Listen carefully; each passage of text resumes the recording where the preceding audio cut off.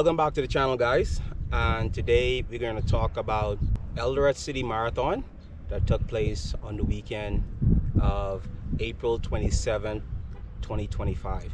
I woke up early on that morning to get prepared for a race that I thought was going to be at 6 o'clock, but eventually the race took off at 7:30.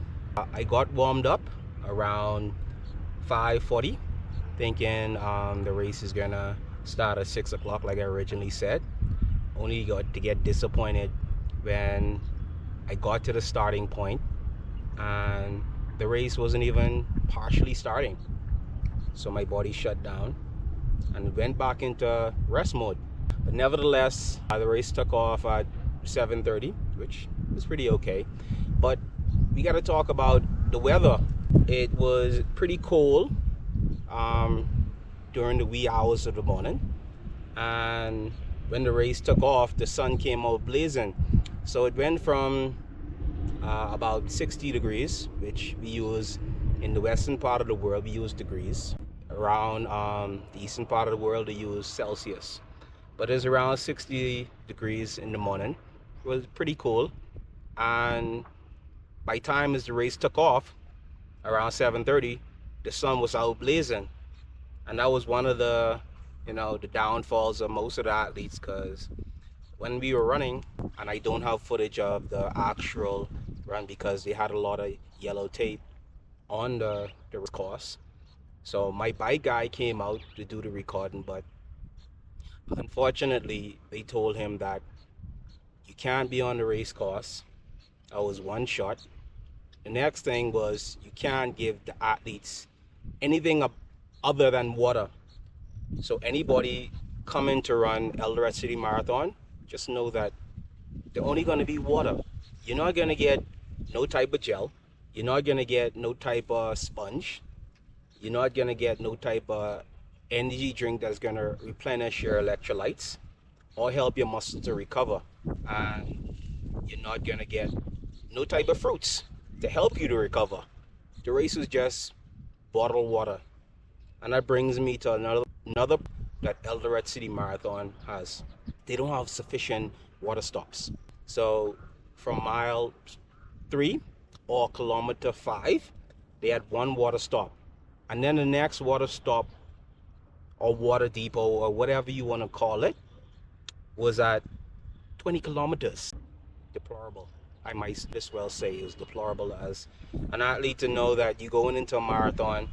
Well, you have gel, but body does need something to help replenish the energy that you're wasting. Plus, you're running in the sun. They were my gripes. And during the course of the run, guys, I can tell you right now, I'm no good on hills. I am no good on any hills. So we ran the first 4 to 5 kilometers. It was pretty good until you get to kilometer 5, when you have to run roughly about a 400-meter hill. Guys, I was dying.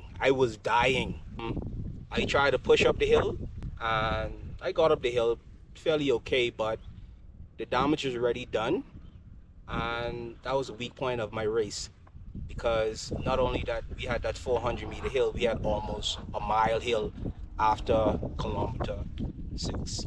Guys, I'm from the Bahamas, and I keep on reiterating that I'm from the Bahamas because we don't have no hills. Bahamas is a tropical place that is just flat land. This country is a vacation area. So even for someone like me running distance, the most that we have in my country is a 115-meter slope. Well, the good part of the race is that I got to run with a lot of athletes that are not just from Kenya, but also from Ethiopia and from the Western world. I saw some foreigners, which I left them in the beginning. I didn't see them no more after the starting line, just like I didn't see some of the Kenyans who left me at the starting line. So I was running with section 2 up until that big hill when I died. I was running about 320 to 330 per kilometer, and it felt okay.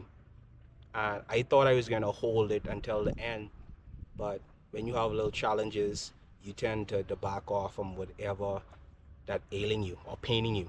And the hills were paining me. But I end up beating a lot of the Kenyan athletes, and a lot of them stop along the way.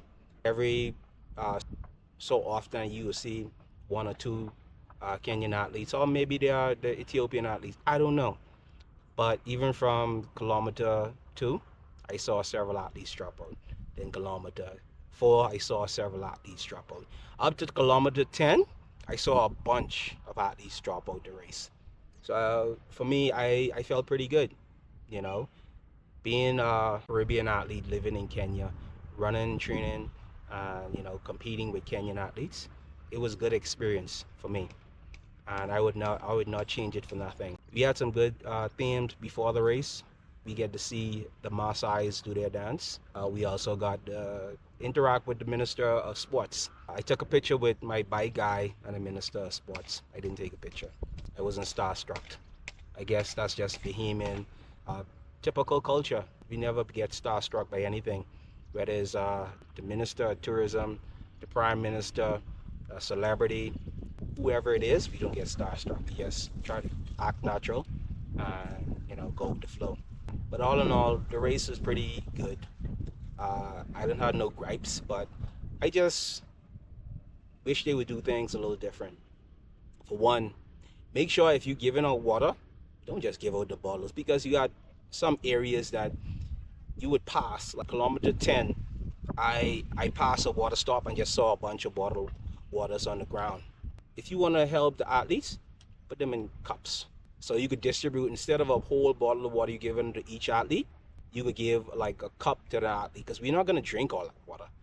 We're going to drink maybe 10-20% of the water, and we're going to throw it to the side. So instead of wasting the water, you could put them in cups and distribute them between maybe 5 athletes, and then you'll have more water to distribute among the rest of athletes, and you won't be out of water when certain athletes get to the certain points where they need the water. Also, the time. Instead of running the marathon, which maybe some people could withstand the sun, but most people can't withstand the sun.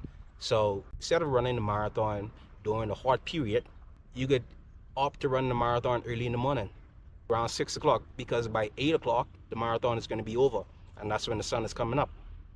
And you could tell right now it's going to be summer sun, and you can tell by the heat, because in Kenya now, instead of being warm or being cool, it's super hot. It's really hot, and it affects anyone who running a long distance. Even for athletes who used to running in the sun, it kills you when you're running at a certain pace. We can opt to run the marathon earlier in the morning to prevent a lot of issues. Another thing the organizers can do is put sponges, or maybe if they don't have sponge, maybe get something that can replenish the athlete's energy.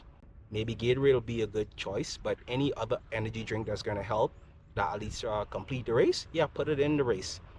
And also, you can see the disparity between foreigners and Kenyan athletes when you're paying the registration fee. The Kenyan athletes will pay 1,500 shillings, while the foreigners will pay 800 times as much as the locals. And you don't want to pay that much money and not get even water on the course. You want an experience that you're going to tell your family and friends if they decide they want to run the Eldoret City Marathon. But if you're not having things in place, then you're going to have detractors. I don't want to run a marathon that I'm going to struggle to get water, or struggle to get fruits, or struggle to get something that's going to replenish my electrolytes. I'm going to tell people not to come to Eldoret City Marathon because it's not worth it. This is my experience with Eldoret City Marathon. I think it's a good experience. I think more people would be enlightened to come if certain things are put in place. They're not going to come if they're going to hear a story like mine. You won't get any water on the course for a certain period of time. You're going to run in the sun. And overall, I don't think it was well organized. That's just my point of view. Maybe other people might have theirs, but I digress. So overall, if I had to rate Eldoret City Marathon, I'll give it a 5 out of 10. And that's just my point of view on running Eldoret City Marathon. Guys, thanks for supporting the channel. Thanks for liking, comment, and subscribing. And I hope to see you on the next video. And until next time, peace.